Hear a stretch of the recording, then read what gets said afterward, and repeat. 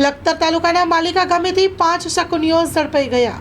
સુરેન્દ્રનગર જિલ્લાની અંદર ગુનાખોરીમાં દિવસે દિવસ વધારો થઈ રહ્યો છે। તેવામાં લખતર તાલુકાના માલિકા ગામે આવેલ તળાવની પાળ ઉપર રામપીરના મંદિર પાસે જુગાર રમતા લખતર પોલીસને બાતમી મળતા લખતર પોલીસ પેટ્રોલિંગમાં હતી। તે દરમિયાન ઘટના સ્થળે પહોંચીને રેડ કરી હતી। રેડ દરમિયાન માલિકા ગામની તળાવની પાર ઉપર રામપીર મંદિર પાસે સલીમભાઈ ગનીભાઈ ખલીફા, પાચો ગગજીભાઈ વંથડા, હિંમત બાબુભાઈ મેટાલિયા, જગમાલ ખેંગારભાઈ વંથડા, દિનેશ કમાભાઈ વંથડા જુગાર રમી રહ્યા હતા, જેઓને લખતર પોલીસના હેડ કોન્સ્ટેબલ દિલીપભાઈ અજાણા સહિતનો સ્ટાફ દ્વારા પાંચેય જુગારીઓને રોકડા રૂપિયા 17.560 સાથે ઝડપી લીધા હતા।